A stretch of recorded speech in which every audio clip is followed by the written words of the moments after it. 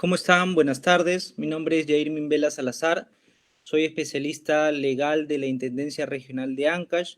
Para mí es un gusto estar el día de hoy acompañado de ustedes en una importante charla que vamos a brindar el día de hoy, como son los actos de hostilidad, ¿no? Además de ello, vamos a ver de manera breve en lo que consiste el procedimiento inspectivo. Vamos a ver también la tabla de multas y vamos a desarrollar de alguna manera sucinta, breve, por temas de tiempo, lógicamente, porque el tema de actos de hostilidad es bastante amplio, bastante debatible, es bastante controversial también en algunos puntos.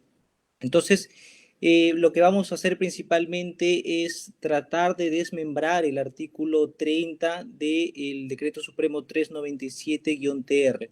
Correcto, para ello vamos a ver unas diapositivas en donde contiene el resumen de la exposición del día de hoy. Correcto, igual si al terminar la exposición de repente tienen alguna duda, algo no quedó claro, los ejemplos que vamos a compartir el día de hoy de repente no están del todo claros, o de repente quieren compartir un caso, un ejemplo que les ha sucedido a alguno de ustedes, están en la libertad de escribirnos, de hacerlo, para nosotros poder el día de hoy, de la manera más completa, abordar el tema. ¿Correcto? Vamos a ver las diapositivas a continuación.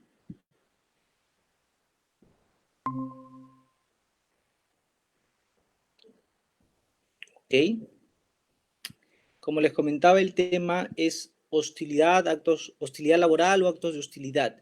¿Correcto? Los actos de hostilidad principalmente son aquellos, tratando de conceptualizar el mismo, son aquellas conductas que realiza el empleador en contra de su trabajador, que termina por desgastar la relación laboral y pues culmina lógicamente ello en un despido, en un retiro por parte del trabajador, ¿no? En conductas catalogadas, como les comentaba, en el artículo 30, que ahora vamos a ver, ¿no? Pero principalmente son estos actos u omisiones que realiza el empleador en contra del trabajador.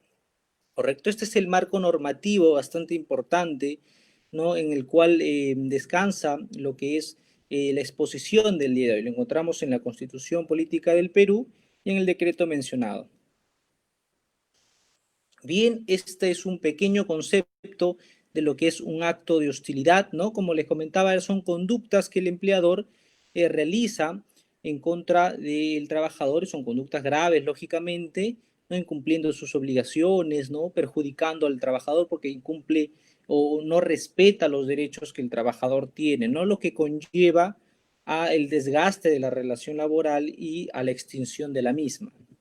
Entonces, ¿cuáles son los actos de hostilidad equiparables al despido? Bien, en este punto ya comenzamos a desarrollar lo que es el artículo 30, inciso por inciso o literal por literal, para poder entenderlo un poco mejor, y en algunos puntos que de repente por la práctica son más recurrentes o son los hechos o actos generalmente realizados o cometidos por los empleadores, se van a dar algunos ejemplos para poder entenderlo un poquito mejor. Bien, muy bien, vamos a iniciar la falta de pago de la remuneración en la oportunidad correspondiente.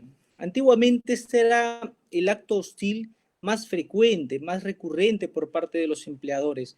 Sin embargo, realizarlo o cometerlo, queda muy expuesto el empleador, o queda muy a la vista que se pueda o que pueda ser detectado, en este caso por nosotros como autoridad inspectiva de trabajo, y posiblemente no, en el camino se imponga una sanción por ello. Por eso, de alguna manera, los empleadores, como es tan vistoso, digamos, esta comisión del acto de dejarle de pagar o no pagarle en su oportunidad al trabajador, han recurrido a otra serie de actos, como vamos a ver más adelante, que son los más frecuentes. Este lo era en la antigüedad, digamos, era hace de repente unos años, ¿no? Pero ya no lo es más. Consiste principalmente en no pagarle al trabajador en la oportunidad correspondiente, o simplemente no pagarle, ¿no? Su remuneración, que como sabemos algunas de ellas pues ocurren de manera más frecuente a fin de mes, ¿no? Los días 30, los días últimos de cada mes, algunos en la quincena, algunos por semana, etcétera, de acuerdo a cómo esté pactado o cómo esté pactada la oportunidad en el contrato de trabajo, ¿no? Que el contrato de trabajo por lo general es escrito, ¿no? O también puede ser verbal, ¿no? Entonces muchas veces los trabajadores dicen, no, no me paga mi remuneración, pero yo no tengo un contrato, ¿no? Cuando de repente se acercan a la asesoría que nosotros también brindamos, y no, como no tengo contrato, no sé cómo se puede determinar la oportunidad de pago, nos dicen, ¿no? Entonces, esto es bastante sencillo. Puede ser de repente la frecuencia de pago, la encontramos ya sea en la boleta, de repente en los depósitos que realiza a través de su banco, ¿no? Un estado de cuenta se imprime. Entonces vemos que todos los días 30 de repente de cada fin de mes, el empleador le hace un depósito al trabajador en su cuenta bancaria, ¿no? Entonces, por allí podemos nosotros enterarnos, conocer, saber la oportunidad de pago. Entonces, de repente todos los 30 le pagaba al trabajador y desde junio, un ejemplo, ¿no? De junio en adelante le paga las quincenas o no le paga, etcétera. Entonces ahí se configura un acto de hostilidad. El segundo que vamos a ver en el inciso B es la reducción de la categoría, ¿no? Y de la remuneración. Asimismo, el incumplimiento de requisitos objetivos para el ascenso del trabajador.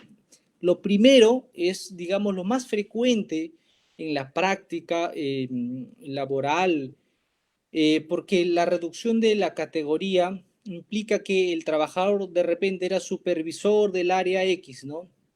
Y de pronto pasa a ser, ¿no? O lo designa el empleador en un puesto inferior como un subordinado del que él dirigía, ¿no? De repente está compuesto esa área por, vamos a poner ejemplo, 3 especialistas y un supervisor del área misma, ¿no? Entonces, el de supervisor, que consta en su contrato, consta en su boleta, etcétera, le pasan a ser un trabajador subordinado, al cual él supervisaba antes de esta acción cometida por parte del empleador, ¿no? Entonces, muchas veces los empleadores dicen, no, pero yo no he tocado su remuneración, no, su remuneración es la misma.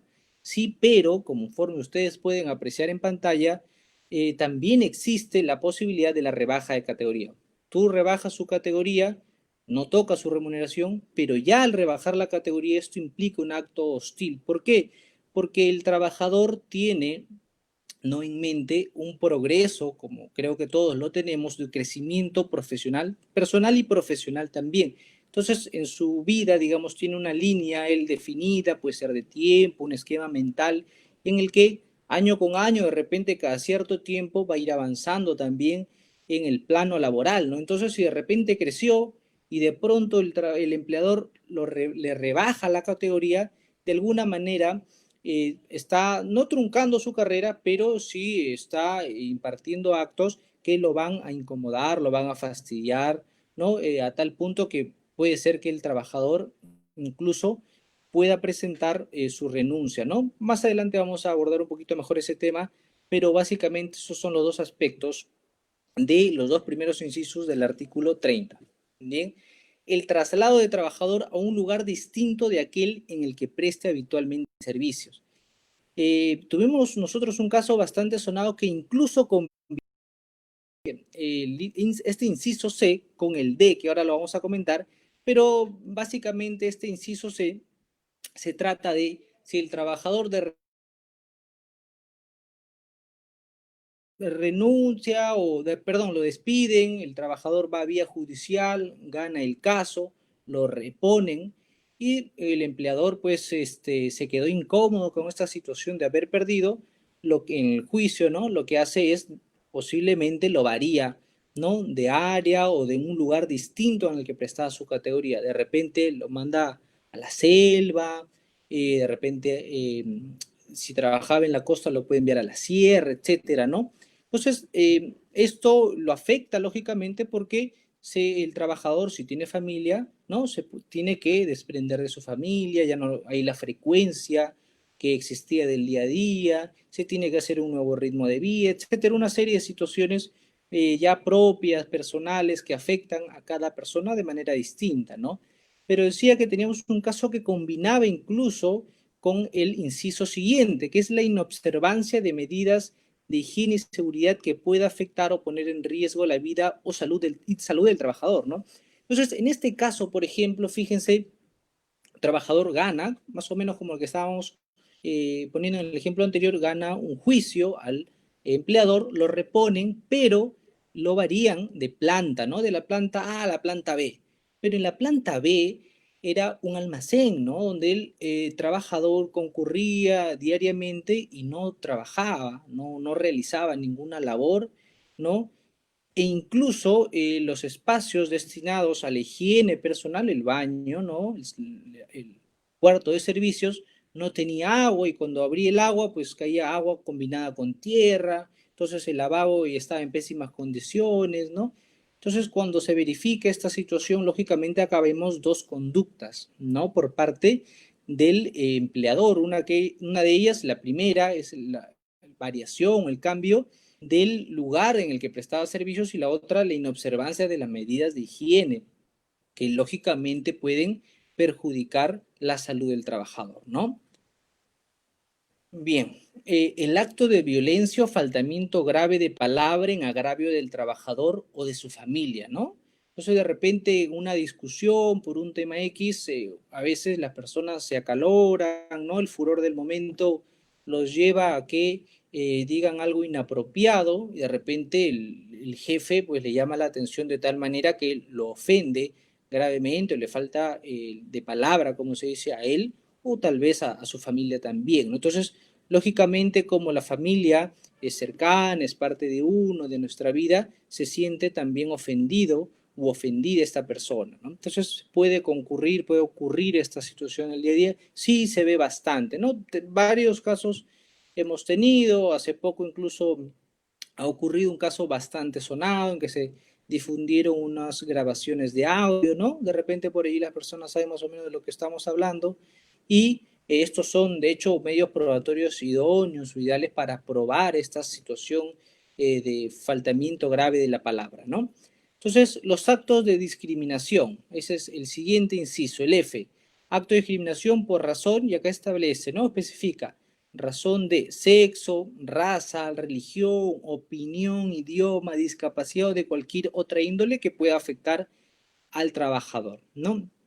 Esto en la práctica se ve cada vez menos, en realidad. De repente hablo desde la práctica formal, ¿no? Desde la práctica que llega a nuestras oficinas, llega a nosotros poder tener contacto con ese expediente en donde los actos de discriminación por este catálogo mencionado son cada vez menores, pero de repente en la práctica lo sigue siendo con total normalidad, digamos, u ocurrencia, me refiero a normalidad a la frecuencia con la que se da, pero no es un tema muy denunciado, posiblemente, y esto se deba, yo considero, a que muchas veces las personas no tienen los medios probatorios idóneos o creen que no lo tienen para poder demostrar cualquiera de estos o cualquiera de estos tipos de actos de discriminación, ¿no? Entonces, muchas veces en la consulta laboral me dicen, pero ¿cómo puedo probar de repente que me está discriminando por cualquiera de estos puntos, ¿no? Puede ser tal vez con una grabación, con un escrito que realiza a través de un medio virtual o electrónico, tantos que hay ahora, ¿no? Entonces, dicen los usuarios, los trabajadores, ¿no? Que han sufrido de este tipo de actos, no sabía que podías presentarlo con estos medios que ahora me comenta usted, ¿no? Entonces, sí se puede, los medios tecnológicos justamente están también para ayudarnos en esos aspectos, ¿correcto? Bien, lo siguiente, los actos contra la moral y todos aquellos que afecten la dignidad del trabajador, que en realidad este punto es bastante amplio, podemos abordar aquí un montón de temas, pero principalmente vemos los actos contra la moral y la dignidad, y ya cuando hablamos de la dignidad, pues se puede decir muchas cosas, ¿no? Pueden presentarse muchos casos que vamos a de repente no verlo necesariamente ahora, ¿no? Porque es un tema que abre una brecha muy amplia. La negativa injustificada de realizar ajustes razonables en el lugar de trabajo para los trabajadores con discapacidad. Claro, ¿no? Esto es muy importante porque vamos a poner un ejemplo, ¿no? Digamos un trabajador como el dibujo que tenemos en pantalla que está en silla de ruedas, se entiende que esta persona no puede movilizarse, ¿no? Con el miembro inferior de su cuerpo. Entonces, lo más idóneo idóneo, lo más correcto, sería que esta persona que trabaja de repente en un edificio de 3, 4 pisos, en la primera planta esté habilitada una oficina que le corresponda a él para poder desempeñar sus labores, ¿no? Para que se pueda desplazar con total normalidad, con total comodidad y lógicamente a la entrada que haya una rampa de acceso para él, ¿no? Y si fuese en un ambiente superior porque por X motivo de repente el primer piso, el primer ambiente no está equipado, está destinado de repente a maquinaria, qué sé yo, etcétera, y no oficinas, y por esa necesidad el trabajador tiene que sí o sí trabajar en una planta distinta como una superior, pues de repente puede ser destinado a una persona a que le ayude, ¿no? A empujar la silla de ruedas y creársele lógicamente una rampa para que pueda él tener acceso a este nivel en el que va a desarrollar sus actividades, ¿no? Entonces, porque si no, imagínense, estaríamos hablando de una falta de razonabilidad y posiblemente de un acto también de hostilidad en contra de este señor, ¿no? Muy bien, ¿qué pasa o qué hacer? ¿Cómo un trabajador puede desarrollarse dentro del ámbito legal o normativo si es hostilizado por su empleador? Yo a este mapa que se ha realizado acá, que ahora lo resumo, le agregaría un punto adicional. Vamos por partes, a ver. El primero que sería para mí lo más rápido y lo más lógico y lo más razonable, y acá debería terminar este hecho, es que si yo como trabajador me siento hostilizado por parte de mi empleador, lo primero que yo recomiendo siempre, no solo en este caso, en los demás casos también, es conversar directamente, no de repente con la persona que me hostiliza, sino con el jefe de él, ¿no? Y si de repente es mi jefe quien me hostiliza, con el jefe del jefe, ¿no? Entonces, o poner, no sé, de conocimiento a una línea de empresas, a entidades que tienen una línea telefónica para informar de esta situación, ¿no? Pero siempre el primer punto para mí es el diálogo. Bien, es el diálogo, informar, comunicar, ¿no? Para que cese el acto de esta manera. ¿Cuáles son los beneficios de que yo informo, lo comunico y de repente si atienden mi pedido, es rápido o célere y es gratuito sobre todo, ¿no? Y allí termina la situación, el problema, la incomodidad surgida, ¿no? Lo segundo es yo como trabajador que estoy sufriendo de actos de hostilidad, lo que hago es, de repente ya agoté esta primera vía, yo le conversé, le dije, hablé con el superior y no pasó nada. Lo segundo sería, a través de un documento, de una carta, informarle cuál es el acto de hostilidad el que viene sucediendo de determinado periodo hacia mi persona, ¿no? El que yo estoy sufriendo por parte de la persona X y detallar cuál es ese hecho o ese acto de hostilidad, ¿no? Entonces, la norma establece que hay que darle al menos 6 días, ¿no? Para que pueda hacer sus descargos, ¿correcto? Y si ya digamos, no nos convence esta accionar, esta situación, esta actitud que adopta el empleador, pues vamos a la vía judicial. Ahí como ven en las flechitas azules que estamos siguiendo, ¿no? Ese es el camino. Entonces, la tercera situación sería ella, ¿no? Yo me doy por despedido de repente y solicito una indemnización, ¿no? O lo que se llama comúnmente también el autodespido, ¿no? O, y bueno, voy al Poder Judicial, puedo reclamar mi indemnización o la otra opción es que yo trabajando, continúo, mejor dicho, con la relación laboral, no cesa la relación laboral, yo lo que puedo pedir es que cese el acto hostil, ¿no? Y puedo plantearlo en el Poder Judicial. Y la última opción también, ¿no? En este gráfico mental que está haciendo y el que ustedes ven en pantalla, es también acudir con nosotros como entidad del Estado que protege a los trabajadores para poder realizar la inspección correspondiente. Bien.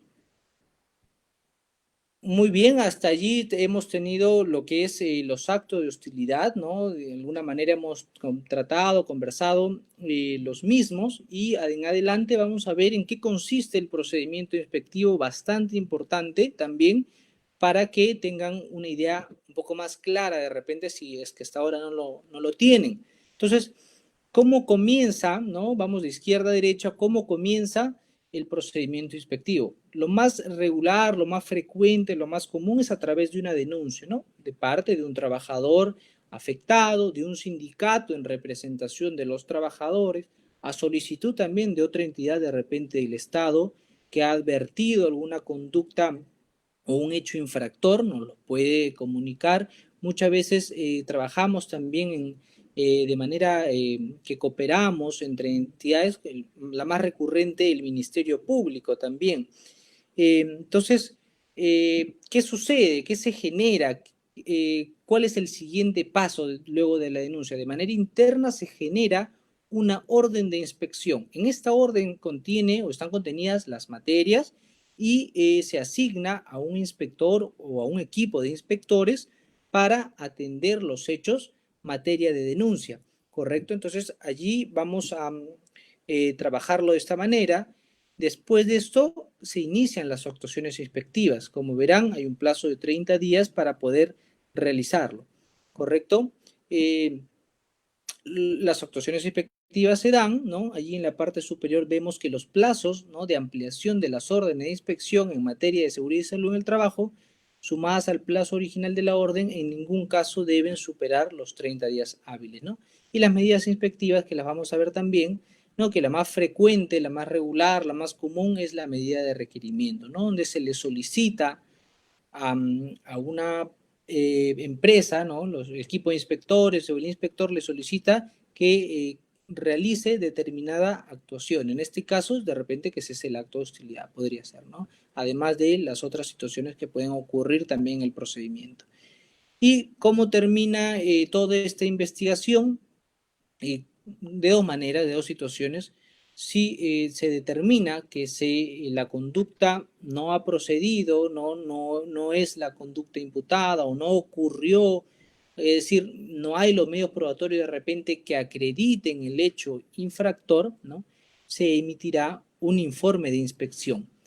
Pero si sucede lo contrario, es decir, si se ha determinado esta conducta infractora, pues tendrá que emitir el inspector un acta de infracción donde tipifique, ¿no?, impute los hechos que ha detectado. Bien, entonces las modalidades de actuación inspectiva tenemos las siguientes, acompañado lógicamente de lo que es hoy en día toda la modernidad del caso en concreto, ¿no? Vamos a ver de izquierda a derecha. Entonces, el primer escenario, vemos la comprobación de datos, ¿no?, que tenemos a cargo de la SUNAT. Con el recopilatorio de información podemos realizar una comprobación de datos o antecedentes de esa empresa a la cual se puede o se está investigando, ¿no? La casilla electrónica, un requerimiento de información por medio del sistema de comunicación electrónico habilitada hace poco este año con nosotros. Contamos con estas facilidades, las visitas de inspección a los centros o lugares de trabajo, ¿correcto? Y las comparecencias que también se pueden llevar en la actualidad de manera virtual. Bien, a ver. Los aspectos sancionadores, como comentábamos, son los siguientes. Hay una tabla acá que vamos a presentar, ¿no? Y antes de ello vamos a ver cuáles son las infracciones. Bien, vamos a leerlo para poder tener un poco mejor enmarcado el aspecto normativo. Bien, el 25.14 establece como una infracción grave lo siguiente: los actos de hostilidad y el hostigamiento sexual, así como cualquier otro acto que afecte a la dignidad del trabajador o el ejercicio de sus derechos constitucionales, ¿no? No adoptar las medidas necesarias para prevenir o cesar los actos de hostilidad, así como cualquier otro acto que afecte la dignidad del trabajador o el ejercicio de sus derechos constitucionales, que de alguna manera engloba o enmarca lo que nosotros acabamos de ver, analizar o estudiar al inicio de esta presentación. Correcto, la escala de multas. Las tenemos acá en pantalla en unidades impositivas tributarias, en UITs, y a continuación lo tenemos traducido, ¿no?, en lo que son soles, ¿no? Cómo o de qué manera importa o implica esta tabla traducida, la tenemos en importe económico a continuación, ¿no? Entonces, esa es toda la exposición que hemos realizado el día de hoy. Entonces, nos gustaría que de alguna manera también puedan de repente compartir alguna duda, alguna inquietud que ustedes tengan respecto de algún aspecto, de repente de acto de hostilidad, de repente en sí el hecho impositivo de una sanción, ¿no?